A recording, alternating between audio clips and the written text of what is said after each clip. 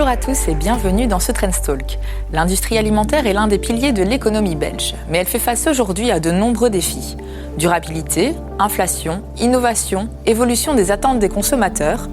Pour en discuter avec nous, nous accueillons Anne Weerman, CEO de la FEVIA, la Fédération de l'industrie alimentaire belge, qui représente plus de 750 entreprises du secteur. Bonjour Anne et merci d'être avec nous. Merci Camille d'abord. Tout d'abord, un grand merci de m'avoir invité, de pouvoir avoir l'occasion de présenter ce magnifique secteur qui est le secteur de l'industrie alimentaire. Alors Anne, vous avez récemment rejoint justement la FEVIA, la Fédération des entreprises alimentaires belges. Qu'est-ce qui vous a convaincu de prendre la tête de ce secteur ? Ce qui m'a convaincue tout d'abord, c'est le caractère essentiel de cette industrie alimentaire. Elle touche chacun, chaque jour, donc elle a un grand impact. Elle est très proche des consommateurs. Et deuxièmement, ce qu'on oublie parfois, c'est que le secteur alimentaire est vraiment un pilier essentiel pour l'économie belge, avec plus de 100 000 emplois et directs, des emplois directs, donc avec un effet multiplicateur pour les emplois indirects, et 85 milliards de chiffre d'affaires, plus de 4 000 entreprises actives dans le secteur. On est quand même un moteur pour la prospérité dans la Belgique.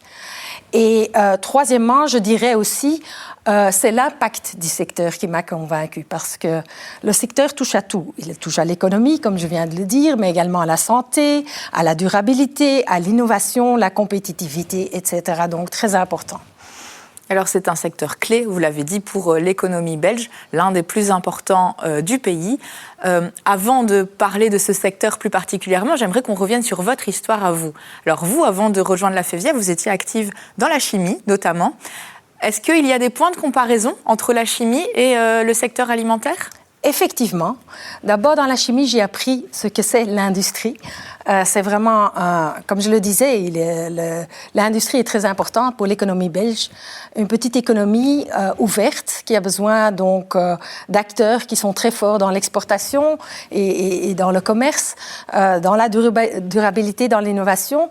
Et j'ai également appris que la transformation est possible d'un secteur. Un secteur qui a l'innovation dans son ADN, peut effectivement se transformer. Et ce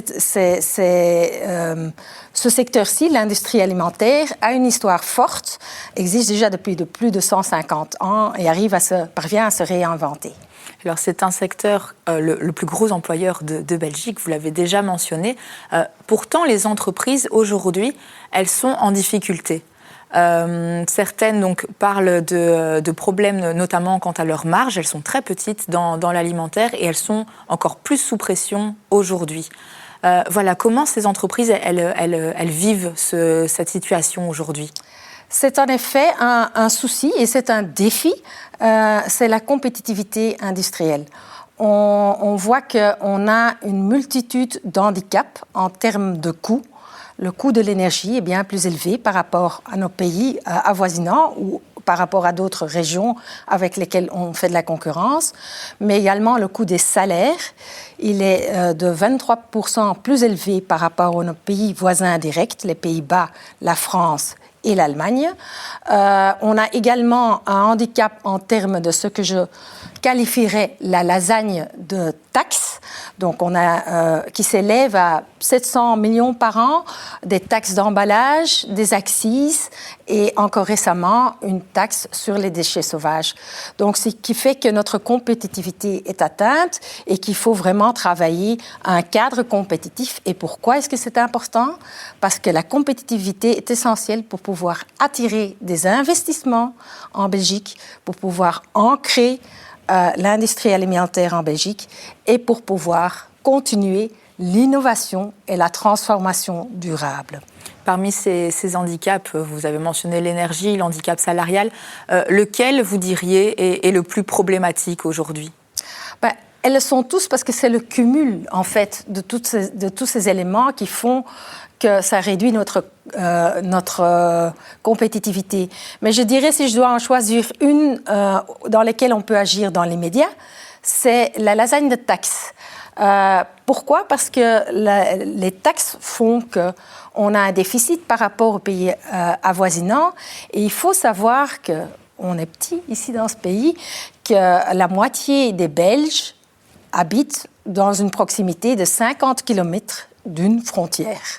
Donc, si là, les taxes sont plus basses, elles vont faire des achats transfrontaliers. Et ces achats s'élèvent l'année passée à 708 millions d'euros. Donc, ça veut dire que les gens vont, pour un produit ou l'autre, souvent de l'eau ou des boissons alcoolisées, vont à l'étranger pour remplir leur caddie et ils ramènent tout un caddie ou 2 ou 3 caddies avec des camionnettes vers chez eux à la maison. Donc, on perd sur tous les terrains avec ça. On perd parce que, en fait, les recettes de la TVA et les accises sont payées à l'étranger. Et c'est en fait aussi un point que j'aimerais faire par rapport à la politique. Il y a cet exercice budgétaire qui est sur table maintenant. Un des scénarios sur table, c'est l'augmentation de la TVA. Je sais, il ne peut pas y avoir de tabou, mais on doit faire attention parce que ça peut avoir justement un effet pervers vu que les gens vont aller remplir leur caddie à l'étranger et c'est là que vont se payer les taxes et on va perdre de la production ici si on fait ce mouvement. Ça, c'est le risque qui est lié à ça. Ce serait par exemple votre demande principale, si vous pouviez obtenir une seule demande du gouvernement, si vous étiez à table avec eux et qu'ils vous accordaient votre souhait le plus cher, ce serait ça, ne pas toucher à la TVA? Ce serait un des domaines. Ce que moi je demanderais, ce serait une politique industrielle. Et une politique industrielle qui protège la compétitivité dans son entièreté. Et on fait déjà des progrès. On est autour de la table avec les autorités publiques en tant qu'industrie alimentaire. On a des forums industriels dans les régions. On a la plateforme Make 2030 avec le Premier ministre et les principaux ministres, les vice-ministres au niveau fédéral. Et on parle de la compétitivité. Spécifiquement pour l'industrie alimentaire, vous avez raison, les accises, la TVA et les taxes d'emballage et les taxes déchets sauvages sont nos demandes principales. Est-ce que vous pensez qu'on risque de perdre justement cette capacité de production et d'innovation à cause de cette perte de compétitivité? C'est certainement un risque parce qu'en effet, il faut être compétitif pour pouvoir attirer des investissements. Il faut avoir ce qu'on appelle un business case pour pouvoir investir. Je l'ai vu, je viens moi-même de l'industrie, une autre industrie, mais c'est comme ça qu'on fait le choix des investissements. On regarde quelles sont les conditions dans lesquelles on opère et on va faire des décisions d'investissement sur cette base. Et c'est donc très important qu'on puisse protéger cette compétitivité justement pour attirer ces investissements et rester ancré l'industrie alimentaire en Belgique. Parce que n'oublions pas, nous sommes un secteur stratégique. Je pense que personne ne veut dépendre de l'alimentation qui vient exclusivement de l'étranger. Et en plus de ça, notre industrie, nous sommes le maillon central de la chaîne alimentaire, avec en amont les agriculteurs et en aval le retail, la distribution et l'ORECA. Donc, 61% des produits belges qui proviennent de l'industrie alimentaire ont été sourcés auprès des agriculteurs belges et autour des 70% sont débouchés dans l'ORECA et le retail. Donc, si l'industrie alimentaire vacille, c'est toute la chaîne qui est fragilisée. Et à côté justement de ces entreprises, on a à l'autre bout de la chaîne, on a le consommateur. Le consommateur qui aujourd'hui un petit peu a un comportement un peu paradoxal finalement. Il fait très attention au prix et dans le même temps, il est très soucieux de la durabilité et de la transparence. Aujourd'hui, comment les entreprises elles peuvent arbitrer justement ce comportement paradoxal du consommateur?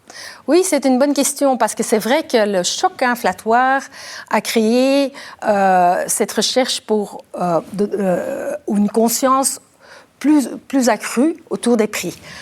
Il y a aussi naturellement la distribution qui a une grande concurrence, qui utilise des promotions et d'autres moyens pour faire attirer l'attention sur les prix.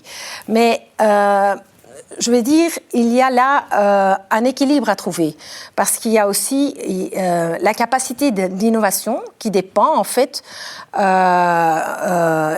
qui ne doit pas affaiblir, parce qu'on a besoin de ça, on a besoin pour le consommateur qu'on puisse étendre les gammes des produits, qu'on puisse investir dans la durabilité, dans des produits plus sains, des produits plus avancés, qui répondent mieux au goût ou aux tendances que le consommateur cherche. Donc, à la fois, le consommateur est sensible au prix et en même temps, il est également exigeant.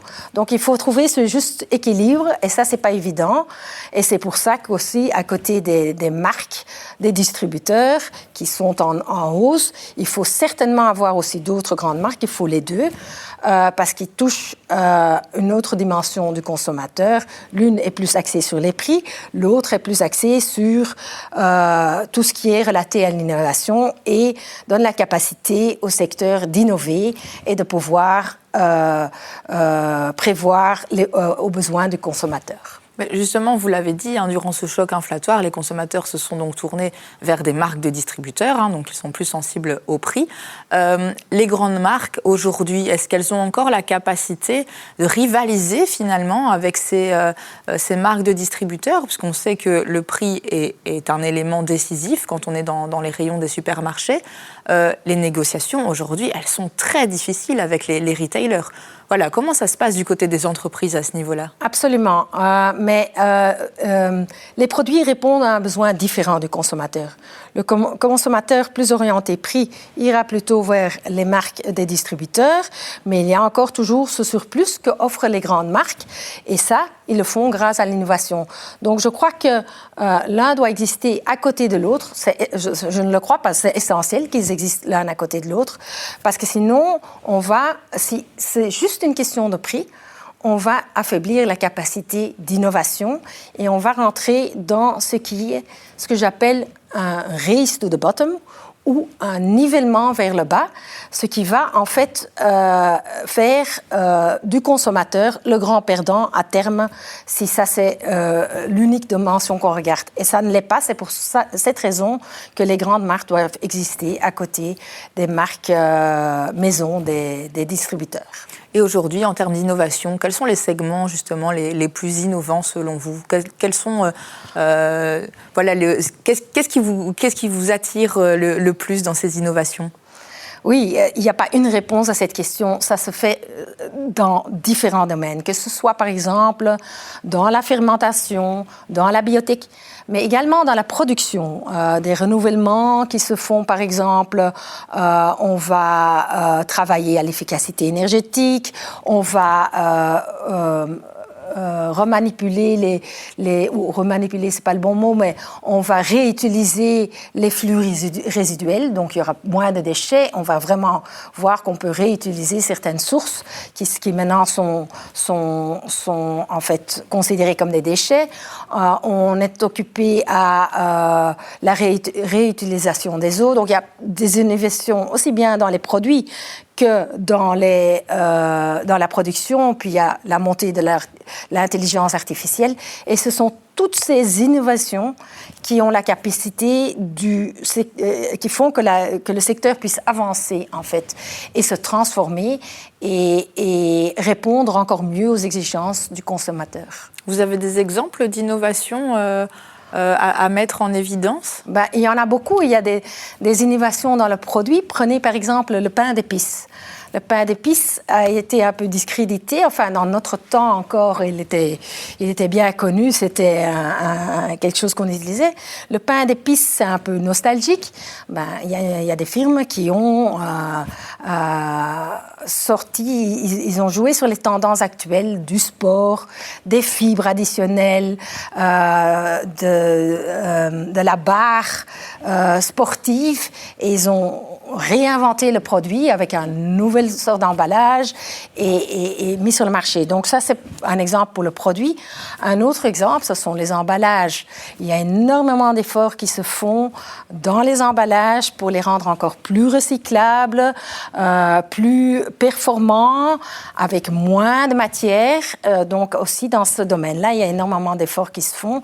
Et puis dans le domaine de la production, l'intelligence artificielle qui fait que la production peut se passer d'une façon plus efficace et donc c'est aussi un atout, un élément de compétitivité parce que si on produit plus efficacement, eh bien on va avoir moins de coûts et on va avoir plus de marge. Et quelle place elle occupe l'intelligence artificielle aujourd'hui dans le secteur de l'agroalimentaire ? Elle est là, elle est peut-être moins visible que ce que nous voyons avec nos textes et nos images et les outils sur les ordinateurs, mais elle est certainement là, elle a une grande place. On voit énormément d'efforts dans le numérique, dans la robotisation, par exemple sur la logistique, des choses qui se passent automatiquement, des prévisions aussi de production, etc. Maintenant, le point que j'aimerais faire, c'est ça ne va pas remplacer l'humain parce qu'on aura toujours besoin de tâches humaines, si ce n'est que de l'interprétation des chiffres. Peut-être d'autres rôles maintenant vont devenir plus prépondérants dans les métiers que nous offrons dans l'industrie alimentaire. Elle peut peut-être éviter certaines tâches rébarbatives ou compliquées.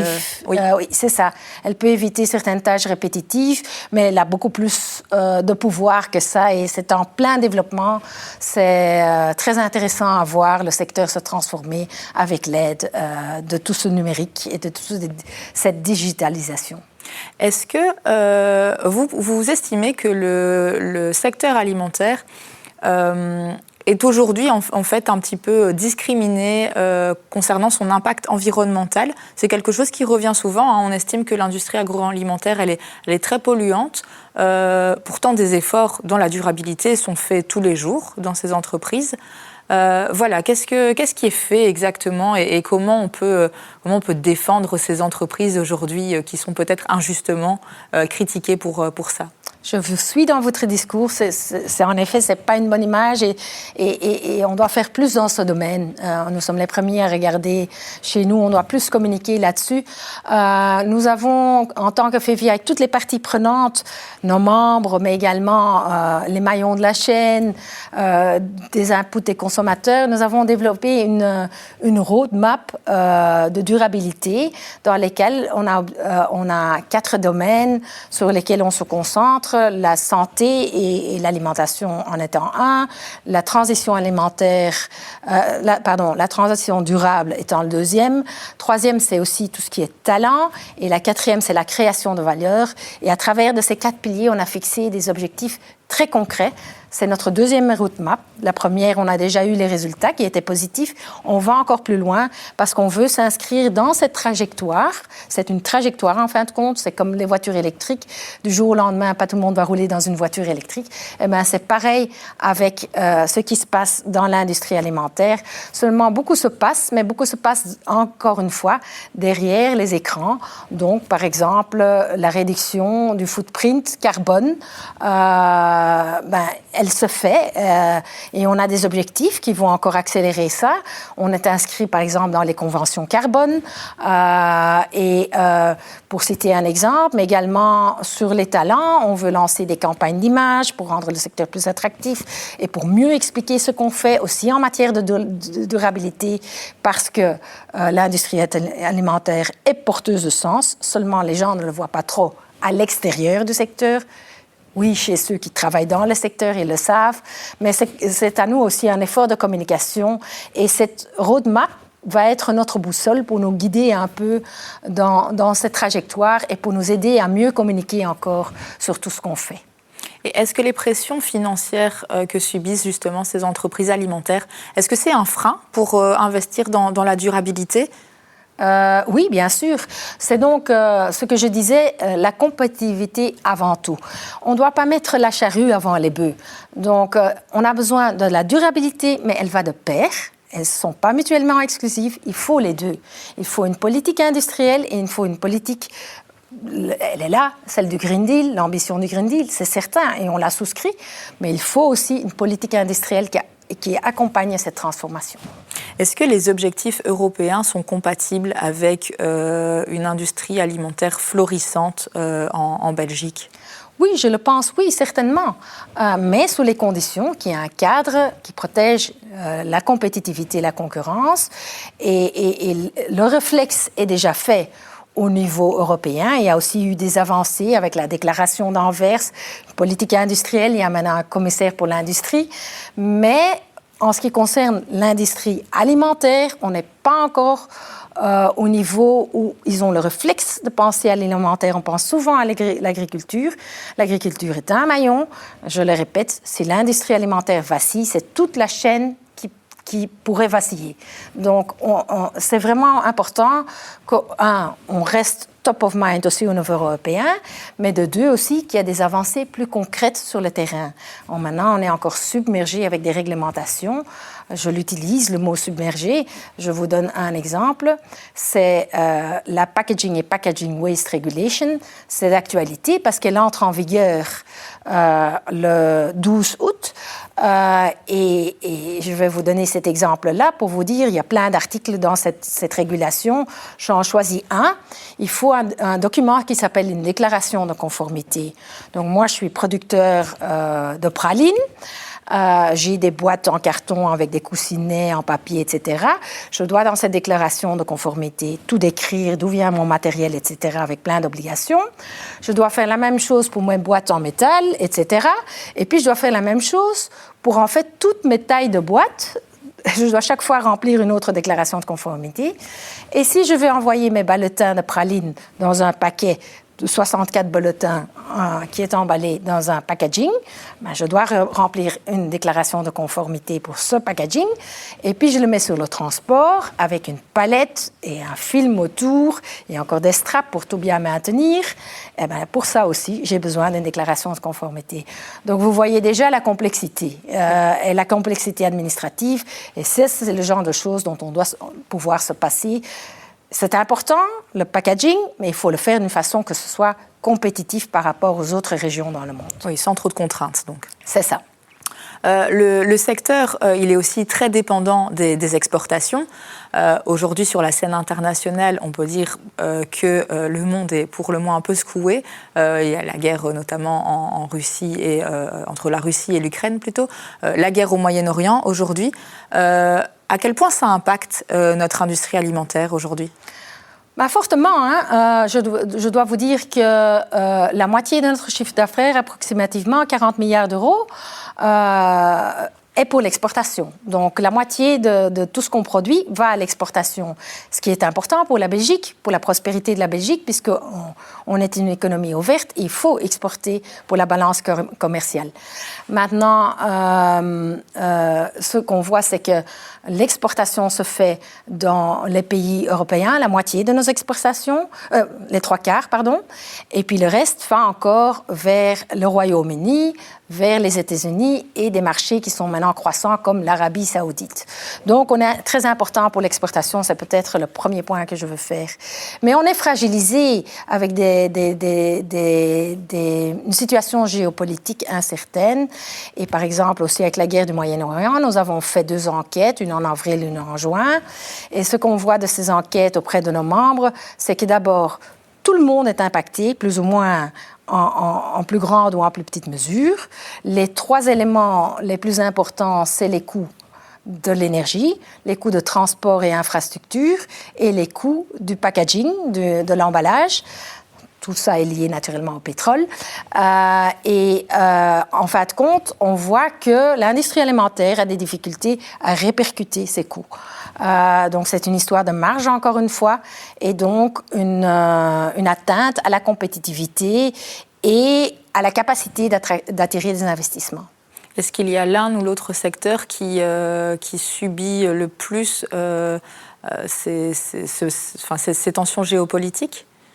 Vous voulez dire parmi les dans l'industrie alimentaire. Oui, il y en a qui sont plus touchés que d'autres, mais bon, j'aimerais me tenir à l'ensemble de l'industrie alimentaire, parce qu'un jour ça va bien chez l'un, sur l'autre, il y a beaucoup de dynamiques qui déterminent en fait quel secteur va bien ou va moins bien, mais ce sont les impacts sur les coûts en général qui pèsent encore une fois sur la compétitivité et l'incertitude, naturellement.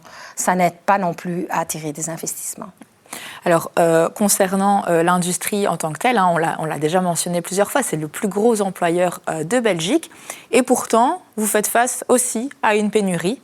C'est difficile aujourd'hui d'attirer les jeunes et des jeunes talents. Oui, absolument, c'est difficile et on doit aussi regarder un peu chez nous comment ça se fait qu'on n'arrive pas à attirer des talents.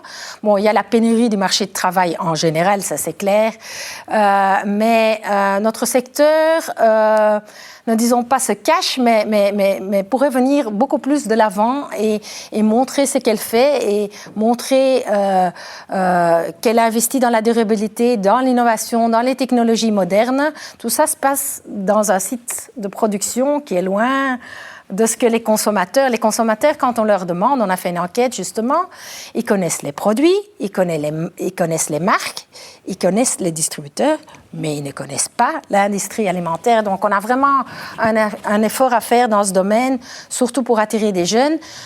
Mais cette enquête a également démontré que les gens qui travaillent dans le secteur sont vraiment contents du travail qu'ils font. Donc, c'est vraiment un secteur qui est vraiment attirant pour ceux qui y travaillent. Maintenant, c'est à nous de faire comme quoi on peut encore attirer d'autres jeunes et d'autres profils. Et aujourd'hui, est-ce qu'il y a des profils qui sont plus ou moins recherchés?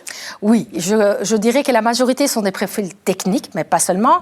Des profils comme des opérateurs de production, comme des électromécaniciens, comme des techniciens de maintenance, mais aussi des ingénieurs de production. Et on parlait de l'intelligence artificielle et du numérique, des gens qui puissent interpréter du data. Donc, il y a vraiment une panoplie de métiers qui travaillent dans un contexte, dans une grande industrie très importante qui touche directement aux consommateurs et qui investit, qui innove et qui est donc porteuse de sens. Si on prend un peu de hauteur, quelles idées reçues vous aimeriez faire disparaître sur l'industrie alimentaire? C'est une bonne question. D'abord, peut-être qu'on est une industrie qui est là, anonyme, distante, loin de tout, et qui est peut-être, comme vous l'avez cité précédemment, perçue comme peut-être une pollueuse ou qui n'est pas impliquée dans les efforts de durabilité. Ça, c'est certainement une image que j'aimerais faire disparaître. Alors, nous allons lancer une campagne d'image justement en fin d'année qui j'espère, c'est pas avec une campagne, mais bon, qui va quand même contribuer à cette image. Et on va devoir continuer à faire des efforts avec nos entreprises, à mieux communiquer quel beau secteur nous sommes en fait. Si on devait se revoir dans quelques années, qu'est-ce qui, selon vous, pourrait signifier que voilà, vous avez réussi votre mandat à la tête de FEVIA? Quelle serait la promesse que vous avez envie de vous faire? C'est une bonne question. Hein? J'aimerais vous répondre. En fait, moi, ce qui définit le succès, c'est qu'on parvient à continuer à ancrer l'industrie alimentaire localement, ici en Belgique, et donc d'attirer des investissements, de pouvoir innover, se transformer.